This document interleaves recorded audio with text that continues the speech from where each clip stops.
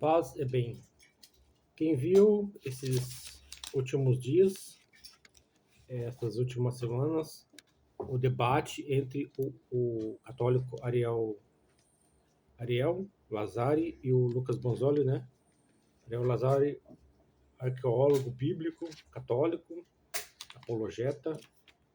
Lucas Bonzoli, né? Apologeta protestante, sobre a Eucaristia e a transubstanciação. Qual é a diferença entre o judeu e o cristão, né, dos primeiros séculos, e qual é a diferença entre o protestante e o católico romano ou ortodoxo sobre a real presença na Eucaristia, a real presença de Cristo na Eucaristia e a mudança de substância, né? Pão e vinho que se converte depois da oração da consagração na carne, no corpo e sangue de Cristo. Eu vou fazer uma série de estudos baseado nas escrituras, no grego, no latim, né? Eu não sou especialista no grego e no latim, mas andei pesquisando no catecismo, né? E na patrística. Aqui no catecismo da Igreja Católica, 1381, aqui citando, fazendo uma citação de São Cirilo de Jerusalém, um dos pais da Igreja, sobre a Eucaristia, sobre a transubstanciação.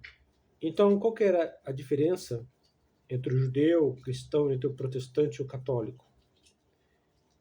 O católico, ele crê nas palavras de Cristo, crê, né? Porque em nenhum momento os evangelistas, ou o próprio Jesus, ou os pais da igreja disseram ou afirmaram que a transubstanciação, a Eucaristia, que se converte no pão, no corpo e sangue de Cristo, é algo simbólico, figurativo, né?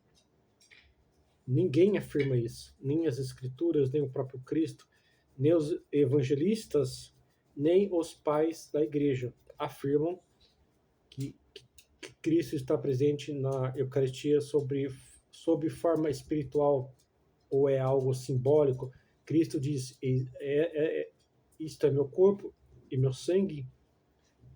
Em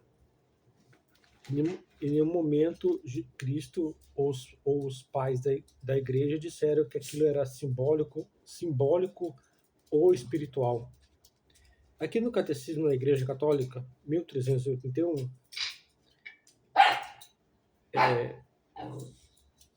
voltando um pouco, então, o católico ele crê nas palavras de Cristo, né? Tem fé na palavra de Cristo. Crê, de fato, que no pão e vinho consagrados, de fato, se converte na carne e no sangue de Cristo, literalmente e não simbolicamente. Então, o católico crê. O protestante que diz seguir sola escritura não crê.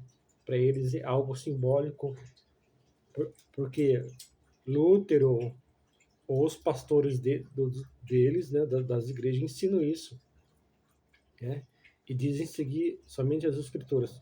Aí, voltando ao Catecismo, 1381, a presença do verdadeiro corpo de Cristo, do verdadeiro sangue de Cristo nesse sacramento, a Eucaristia, você pode descobrir pelos sentidos de São Tomás de Aquino, né? Mas só com fé, baseado na autoridade de Deus. Por isso o comentário, o texto de São Lucas 22:19, isto é meu corpo que será entregue por vós. Você vê que quando Jesus institui a Eucaristia ou a missa, né, ele pega o pão e diz, né, o pão, né, hóstia, né, isto é o meu corpo que será entregue por vós, né? Então Jesus associa o pão ao seu corpo que será entregue. O próprio Cristo faz essa associação, né? Quando Cristo ergue o pão, isto é meu corpo que será entregue por vós. Jesus em nenhum momento diz, isso simboliza meu corpo que será entregue por vós. Em nenhum momento Cristo disse isso. Nem no grego original diz isso, né? Isto é meu corpo que será entregue por vós. São Cirilo declara, não pergunto se é ou não verdade. Aceita com fé as palavras do Senhor. Porque ele, que é a verdade, não mente. Então o próprio Cirilo diz para crer nas palavras de Cristo. Mas parece que só os católicos fazem isso, né? Os protestantes, que dizem crer em Cristo, dizem seguir somente as Escrituras, já interpreta como algo simbólico ou figurativo, né? Se vamos ler no Evangelho de João, capítulo 5,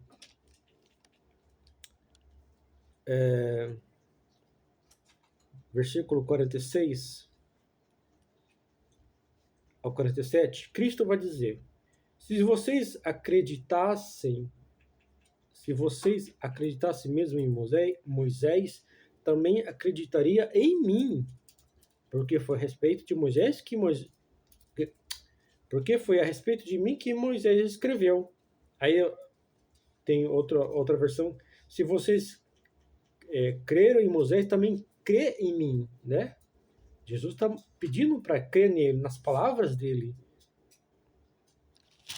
Aí mais para frente, nos versículos 32 ao 58, Jesus vai dizer, é meu Pai que dá para vocês o verdadeiro pão que vem do céu, porque o pão de Deus é aquele que desce no céu, que dá vida ao mundo. Então eles pediram, Senhor, dá-nos sempre desse pão. Jesus disse, eu sou o pão da vida. E já disse, vocês me viram e não acreditaram, né? Então, desde aquela época, tinha dúvida se o pão e o vinho era o corpo e o sangue de Cristo. Não simbolicamente, mas literalmente. Eu garanto a vocês, quem acredita possui a vida eterna. Quem acredita possui vida eterna. Aqui sobre a Eucaristia. Eu sou o pão da vida. Os pais de vocês comeram maná no deserto, e no entanto morreram. Eis aqui o pão que desceu do céu. Quem dele comer nunca morrerá. E Jesus continuou, eu sou o pão da vida, quem desceu do céu. Quem come deste pão viverá para sempre. Aqui você vê, Jesus diz que é o pão, né? E ele fala, quem comer deste pão, né? A Eucaristia, o pão consagrado, sua carne. E o pão que eu vou dar é a minha própria carne. Minha própria carne. Aqui não diz simboliza minha carne, né?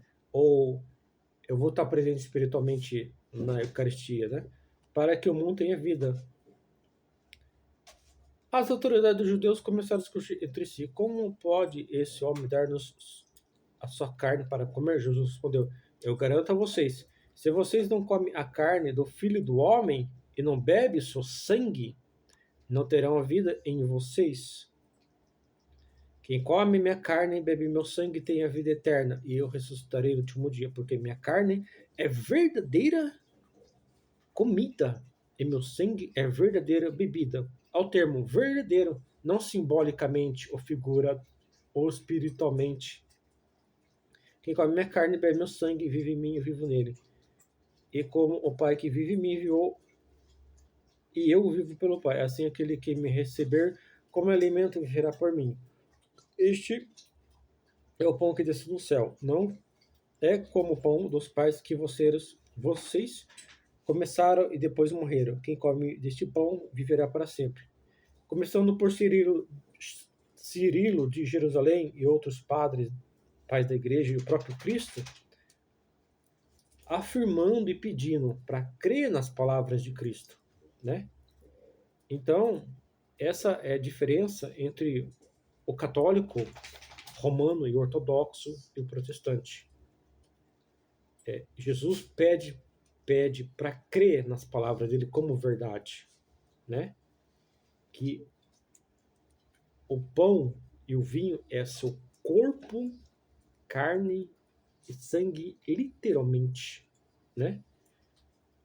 Se converte, né? Se transforma, transubstanciação, mutação, transelementação, né?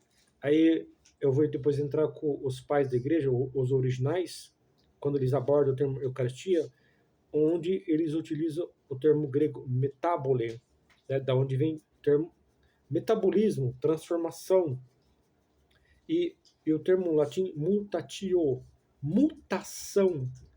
Aí tem uns pais que vai mais a fundo, vai usar o termo grego transelementação, né?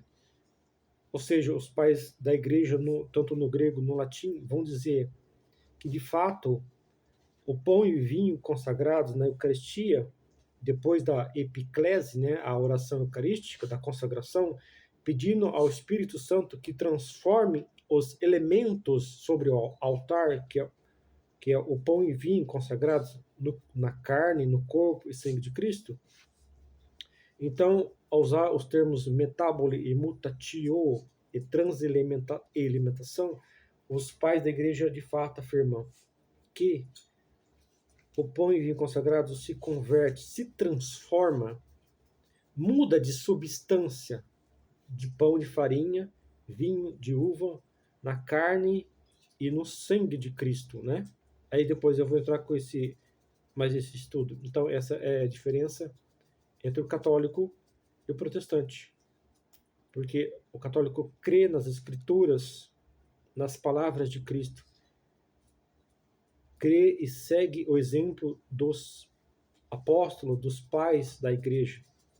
Os protestantes, apesar de dizer sola escritura, somente as escrituras, não crê, interpreta como algo simbólico, ou figurativo, ou espiritual. Mas não é isso que Cristo, os apóstolos e os pais da igreja ensinaram. Aí depois eu vou entrar mais com mais estudo, né? Paz e bem.